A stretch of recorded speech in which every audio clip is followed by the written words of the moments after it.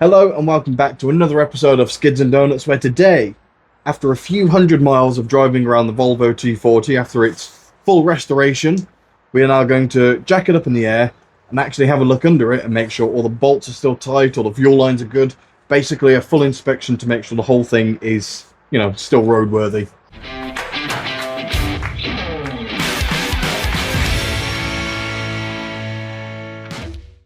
Now, the other thing to note is, since the last video, I was, doing some jets and tuning and stuff. I've since brought more jets and done more tuning, and now she just works, which is fantastic. I've also now resolved the cooling issue. After taking the car all the way to IKEA, the cooling issue is now resolved. It no longer overheats. So maybe it needed to go somewhere that's Swedish related. I'm going to let the rig warm up with the choke. And we're going to use the ramps, the orange Halfords ramps, which are a lifesaver. And then we're going to get under it and check it all out.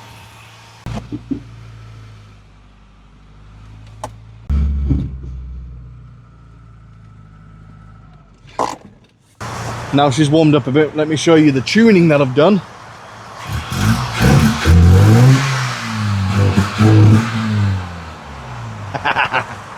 She sounds magnificent now. Absolutely fantastic.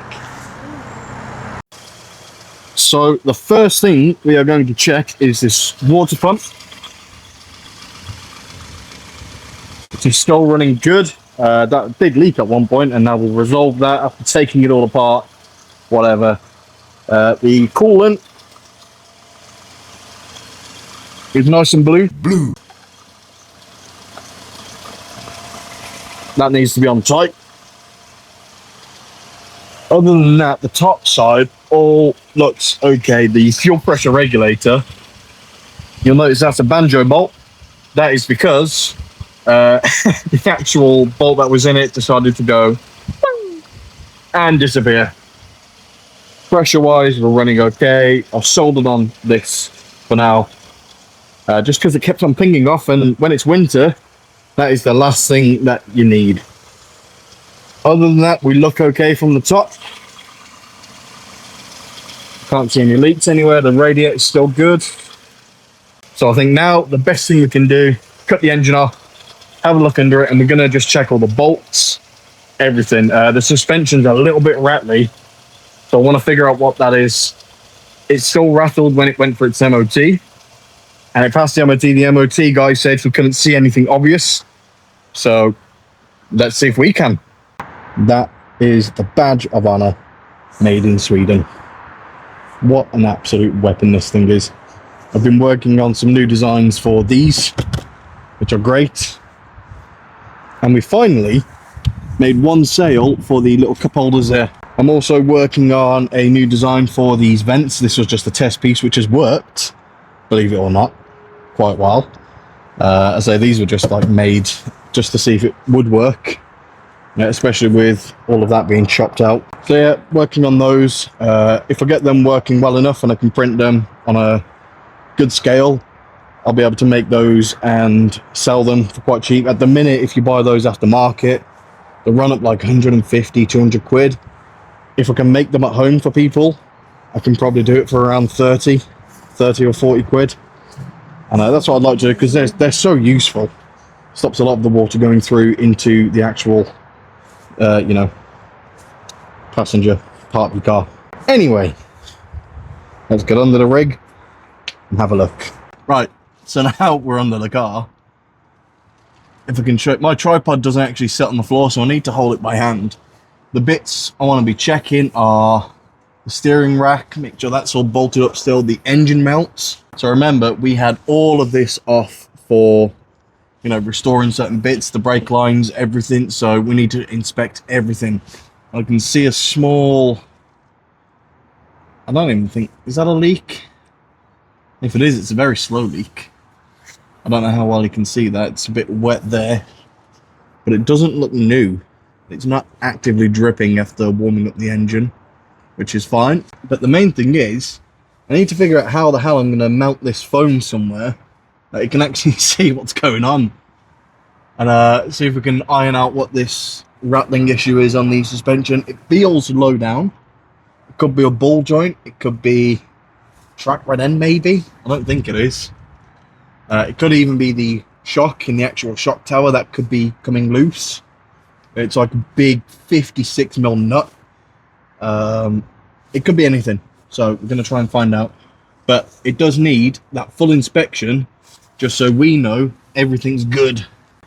Now, I think whilst we're under the car, it's a good time to talk about the rig itself, because we've done a lot to it. And I know a lot of you have been along for the whole journey. You've seen almost all of it, or, you know, you've watched the longer rebuild videos that I've put out. So like the compilation of everything. But we've done a fair bit to this rig. We've, you know, engine swapped it for a more reliable engine. We're still going to rebuild the old one. We've done all the coolant issues. We've done a full exhaust on it. We've done all the fluid changes, all the welding. The sunroof had to be sealed up. I do have plans for that. That's not staying sealed up forever. We've carb swapped it. That was the big one. We've replaced the fuel tank, the fuel pump. Absolutely everything that could be on this car has been done. The interior fan, that was a ball ache, but we got that done. The seats needed refurbing. They were done. I don't think it lasted. I think the foam is too far gone. Now, I do want some nice bucket seats for this eventually. But yeah, I don't think there's a thing on this car with the windshield that had to be redone. I think we've done everything on this rig, which is crazy to think. And it's why it's taken so long, because it's bloody expensive, is what it is. But we got there. Anyway, the first thing we're checking are the steering rack U-bolt things. Make sure that's actually tight. Nope, it was on loosen mode. So yeah, they're still tight. We tightened a little bit more. I want to tighten them, but I don't want to snap them. You know? Because they are old. Bless them. We'll do the same on this side as well.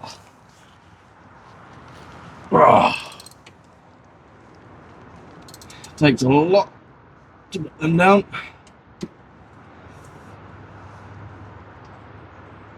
Oh wait, no movement. Right,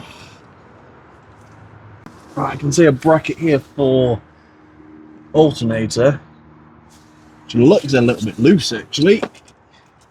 Should we find out? Yep, that's actually, alternator's a bit loose. It wasn't, but it is now. So you can just stick a spanner up there.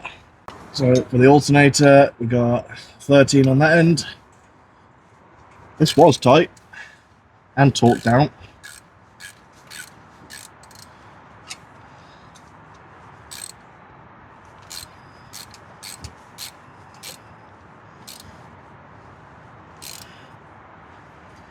Well, that became very loose, so we'll keep an eye on that in the future.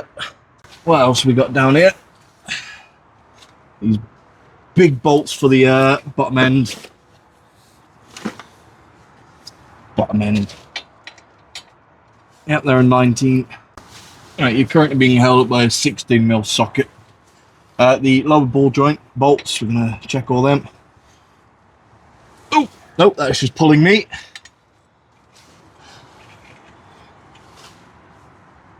Nope. Absolutely solid, that is. That's not our issue.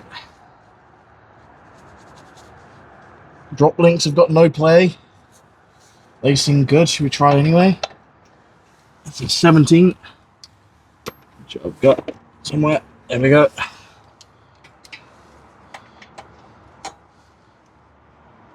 Oh, nope, they're solid. So the play did feel like it come from the bottom end, but it didn't, apparently. And now I'm going to check the big ones on this side, which I can already tell they are good. But you know what, now and then, get under your rig and just have a look at stuff. You know, you don't have to do anything. But in, say, this case, for example, I just know I put this car together myself in this driveway. And it's nice to be able to go through things afterwards and just see how well your hard work's actually paid off, you know? Like, we did everything to this, as I've said already, everything. So being able to go through and just check everything again and, you know, look at the work you've done and you can see you've done a tremendous job. It's rewarding in its own way. And it also makes you think, you know what, we could do a lot of modifications to this thing. There's a lot we could do. And to be fair, not just modifications, because if you look there, you can see there's like surface rust and things like that on the wheel hub. All of that we can change. All of that is stuff we can actually resolve. And if you want to know how good these lowering springs are, look at how thick they are. Huge. I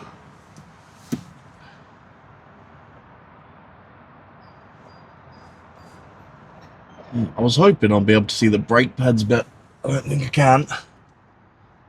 Nope. I mean, they're brand new. I'm not concerned about them. I mean, the discs have got a small, tiny lip. So you can tell I've been driving it around and slamming on the brakes. There is a bit of scoring. Shouldn't be scoring. Wonder why that is. Could also be any kind of rust debris. We have had non-stop rain for the last 2 bloody months. And this is the first. I mean, look at that. Sunshine. Amazing.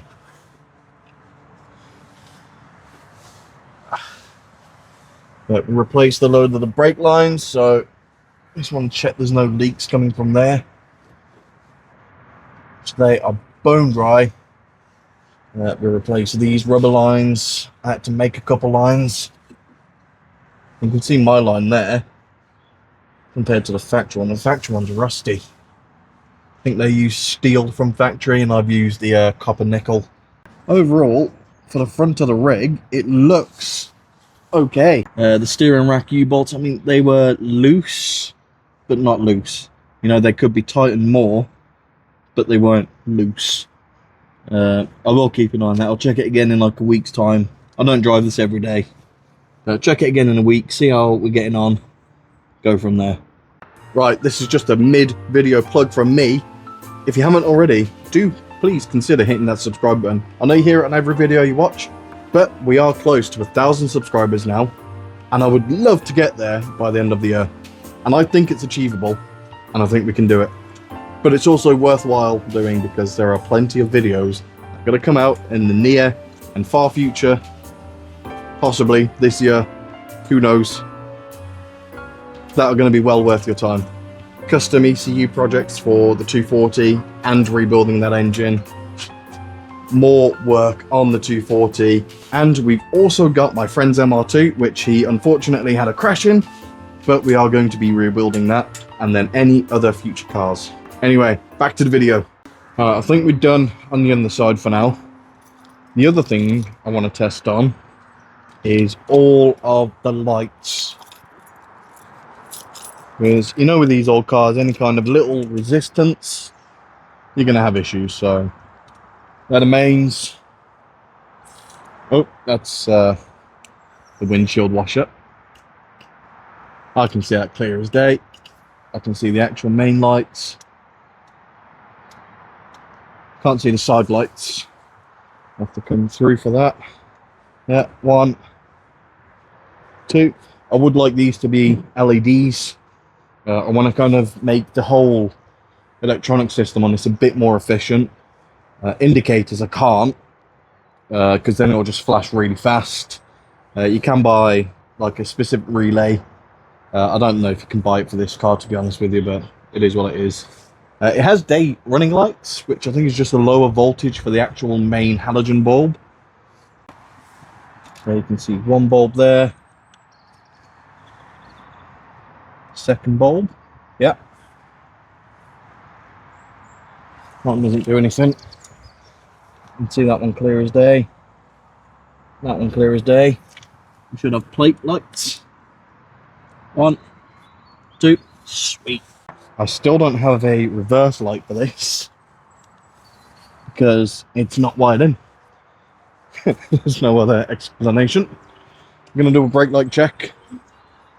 You'll have to tell me if it works. Does that work? Sweet.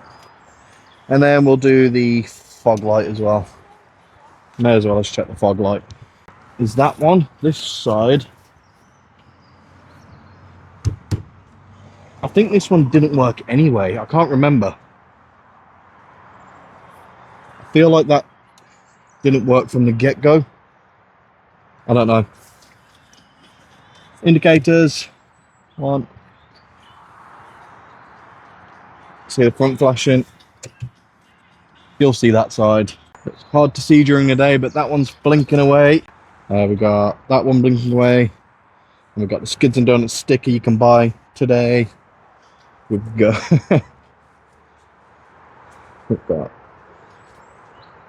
perfect light formation all around the brick. Excellent. Bloody excellent. After going underneath the car, just checking absolutely everything, checking everything above the car, I'm pretty satisfied at the minute that she's a good running working example. She absolutely has quirks. You know, there's certain ways to drive the car. But there is one more thing I want to do, which is the clutch. The bite point is like up here. I need it to be a bit more down here. And it is a slave cylinder, master and slave cylinder clutch, which you may be familiar with. If not, it's a hydraulic clutch, not a cable. However, on my slave cylinder, I do have the option of adjusting some bolts. So I think if I increase that length, then it should push further down. I don't know, we'll give it a bash, see what happens. So this is my clutch slave cylinder. And here is an adjustment nut. I've got that much space on that side. So if I crack this first nut off and then spin the second one out, this will force the clutch fork in more. So it will go this way, which forces the clutch plate to go in. Then from there, it should lower my bite point. So this thing here is the clutch throwout bearing. That's the thing that spins. This bit that it's resting on, if you can see that well enough, that is the clutch pressure plate. Now, I need to adjust this so that rests on that a little bit more, because then this will have less travel to, you know, travel. There we go. All right.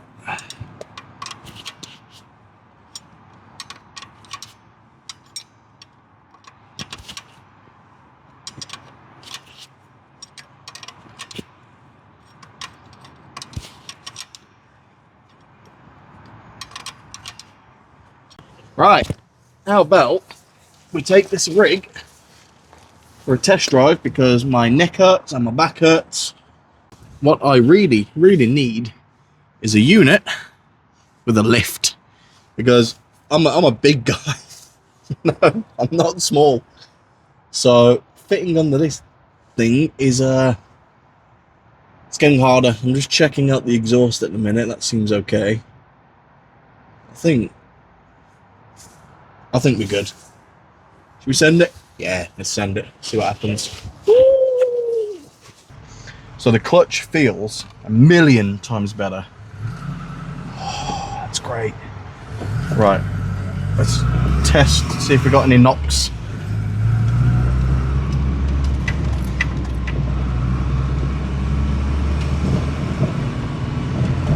Yes, slightly. Oh, the clutch is amazing now.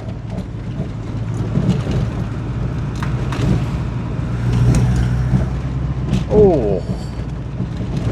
Oh, that's nice. Full throttle.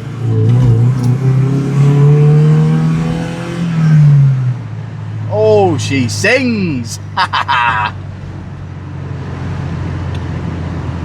Oh, what a beautiful car this is. Absolutely phenomenal. What do you think? It's really good. Ready, set.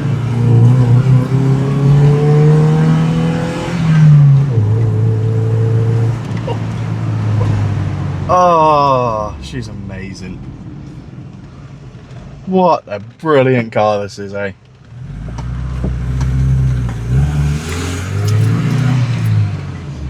Clutch feels pretty good now. I'm very, very happy with the clutch. I reckon I could go a little bit more and it'll feel brand new. But overall, yeah. Right, so overall, I think project car wise, this car is now done. It still needs work. Don't worry, the videos are not going to end with this car. There will be different cars on the channel. We've got my friend's MR2 that he crashed. There's plenty of other cars about that I really want to get into and start tearing down and rebuilding. So if you haven't already, do click that subscribe button because it helps massively. Anyway, I'll catch you again in the next video.